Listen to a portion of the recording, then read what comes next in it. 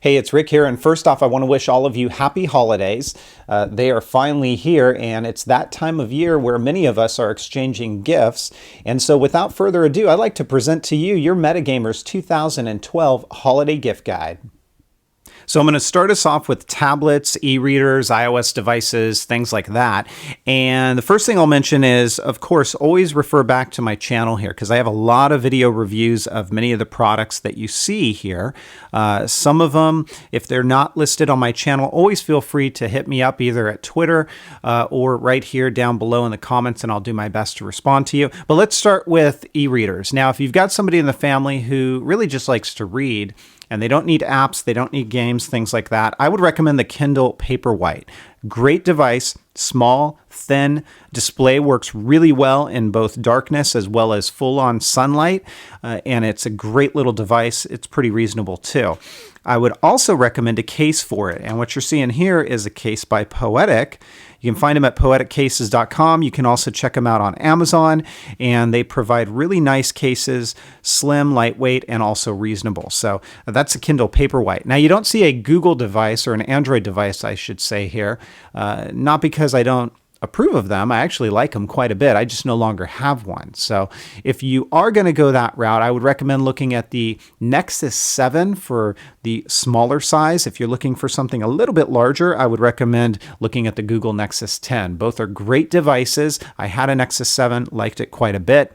But you got to ask yourself, between iOS and Android, which ecosystem do you want to buy into? It really comes down to the apps and the App Store, in my opinion. So do your research on that, make a decision, and then go from there. Now, iOS devices, of course, you see three of them here: Ipod Touch, iPad Mini, and then, of course, this is the standard iPad. You can go with the iPad 2nd generation, which is not going to have a Retina display, iPad 3rd generation, which you see right here, that does have a Retina display, and then, of course, the new iPad with Retina, which is the 4th generation, which is basically the same. It just has a Lightning port and also a faster processor. So I'll start with the Ipod Touch. This is really good for those of you who want to be super mobile, super lightweight, shove it in a pocket, go anywhere with it. It's got a Retina display. It's similar to the form factor of the iPhone 5, thinner, lighter, and it's going to provide you a lot of entertainment. Also really good for kids. I know kids really like the small form factor of this. If you pick this up, you're also going to want to get a case for it. There's tons of them out there. Check out my channel. I've done a review on many of those. Now, you want to look at the iPad Mini. You want something a little bit bigger, maybe not as big as the full-size iPad. This is a great alternative. Lots of people have made a big deal about the non-Retina display. Personally, I find it to be a non-issue. Now, if you are looking to get this for someone who maybe has some vision difficulty, you probably do want to go with the full size instead of the Mini. But the Mini is a great alternative if you're looking for something small, lightweight. I actually use this more than my standard iPad now, and traveling, I will definitely use this more just because it's so much lighter and so much easier to carry around, and the games don't stutter for me. So the processor really hasn't been much of an issue thus far. Lots of good cases for this one. I'm going to recommend either the Deviceware Ridge, which is an outstanding case. You can also pick up the Poetic Slimline cases that I've reviewed on this channel. Plenty of different colors that are available, and look in the video description here and you'll find links to all of these things. And of course, you can also check out any of these products right here on my channel for full video reviews. I would also say, if you want to go with a bigger tablet, look at the iPad, the full-size iPad. You can go with the iPad 4th generation, 3rd generation, 2nd generation. Again, real quickly here, the difference between them: 2nd gen does not have the high-resolution Retina display. The 3rd gen does. And that's really the only difference, because from a processor standpoint, the 2nd to 3rd gen are going to be about the same. There is an X, they call it the A5X in the 3rd gen, but that's really to power the Retina display. So if you want Retina, but you don't want to make the jump to the 4th gen, you might be able to snag the 3rd gen for a little bit cheaper. And of course, you get the 30-pin dock connector, so you don't have to worry about adapters and things like that. If you do want to go with the 4th gen, that is a great alternative as well. Kind of future-proofs yourself a little bit because it has a faster processor in it. So in the future, when more games and things like that are coming, they're going to demand that processing power. You'll have it. So I would recommend that. And then, of course, a case. Well, I've done lots of case reviews on this particular iPad. I'm going to recommend the STM Marquee if you want to go with something a little bit more expensive, but very elegant and also protective. There's plenty of other cases out there. You can, of course, go with a smart cover with a Poetic back, a Deviceware back, a Zum back. You can go with the Deviceware Ridge for the 3rd gen or 4th gen iPad. All are excellent selections and choices. And then finally, some of you guys like to use styluses, and I find that this tends to be one of my favorites. It's by STM. Doesn't have a pin on it. It is only a stylus. It's aluminum, and it has some nice feel to it and works really, really well. Now, if you do get one of the new iOS devices and you've got 30-pin connectors, you're going to have to pick one of these up. A Lightning to 30-pin adapter, I recommend the one with the cable because it is a little bit smaller around this area, so you're going to get a little bit more compatibility plugging this into different devices, and that is a necessity. And then also, if you want to shove these things into bags, I'm going to recommend the STM. This is the D7, and you can put your mini right into this. You can also put a 7-inch tablet into this. It works really well. And then you've also got the larger version of this case that is going to work very well for you. Speaking of bags, if you are looking to pick up a bag for, let's say, your laptop, your tablets, your things like that, well, check this one out because this is really good. This is by Altego, and I've done a review on this one, so be sure to look for that. But this is the Laptop Messenger. This will fit up to a 15-inch MacBook or a laptop. It's also going to fit your iPads as well as a few other devices, and that is a great solution as well. So that is your tablets, your iOS devices, your e-readers section. Let's move on to the next. So let's talk handheld gaming for a moment, and I'm talking about console gaming. So this does not include iOS devices and things like that. You really have two choices here, in my opinion. You can go with Nintendo or you can go with Sony. And what I'm going to recommend is definitely the PS Vita is a great alternative. Your graphics are going to be better. You're going to have a little bit more serious style games. You can get things like Assassin's Creed 3. You can get things like Call of Duty on it now. So this is really going to probably apply to your older gamer.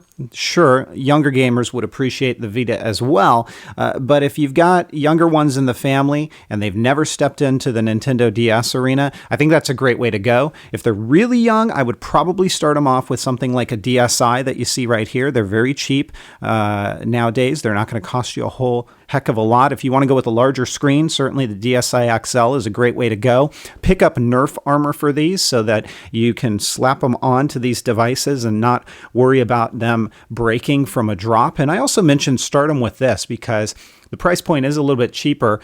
And if they do break them, well, you know what? They'll kind of learn as they go to take maybe a little bit better care of them, and you don't have to worry about breaking a 3DS. So I would say older gamers go with the Vita. You're younger, maybe go with the DSi or DSi XL. But really, if I had to pick just one handheld system out of this bunch to go with, personally, I would go with this one. And this is the 3DS XL. It comes in red and in blue. It'll play all your DS games.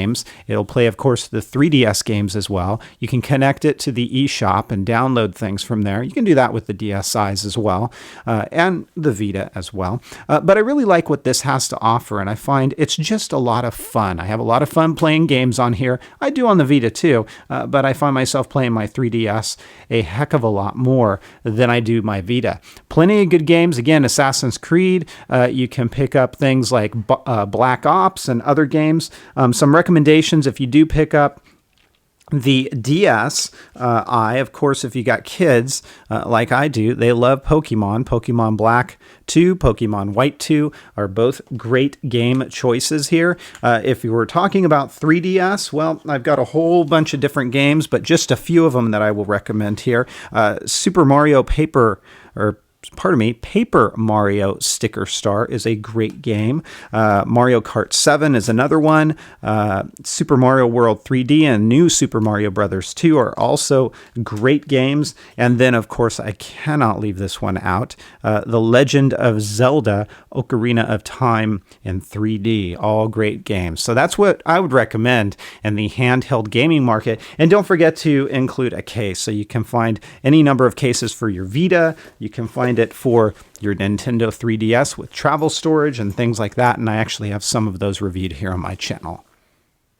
So I'm going to wrap us up with gaming consoles, and I will say this up front. I'm not going to get into a debate about which console is the best. They all have their strengths and exclusive titles, and I have a lot of fun with each and every one of these. I will say this, for online play, I do find myself on the 360 a heck of a lot more, probably because that's where most of my friends are. So it is what it is, and that's where I'm playing online most of the time. Now, if you are bent on getting a Nintendo console this holiday season, you have to ask yourself, do you want to purchase something that is no longer going to be developed for, or do you want to buy something that's going to kind of future-proof you, at least for a couple of years? What I mean by that is you can certainly pick up the Nintendo Wii. However, it's at the end of its life cycle now. There's not really going to be any other games developed for it. You might see a small handful come out, but basically, if you buy a Wii now, that's it. You kind of get what you get. And there is a big catalog of games, don't get me wrong there. So if you really are going super casual, maybe want to go back and play some of those games, good way to go, somewhat reasonable. But instead, I would recommend you look at the Wii U.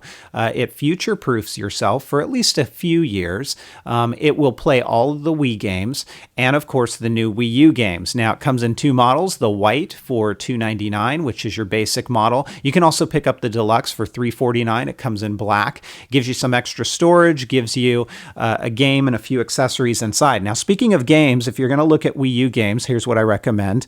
Nintendo Land is a great party game. If you get the deluxe model, it's going to come in the box. If you don't, it's worthy of a purchase if you've got a lot of people in the family and you want to play multiplayer games, because it is a lot of fun. Now, who could be without this? New Super Mario Brothers U for the Wii U. Great game, high definition graphics, looks and plays wonderful. Yes, it's been done before, but it doesn't change my mind on it. It's still a great game. This is a good one for the Wii U as well. Sonic All-Stars Racing Transformed. This is also multi-platform, so you can get it on the other consoles that you're going to see. But it's also a really fun one. Be sure to check out the ratings on some of these games, because some of them are not appropriate for children. So just do your research. This is one of them, Zombie U, rated M for mature. But it is for the Wii U. And it kind of seems like people have a love-hate relationship with this one.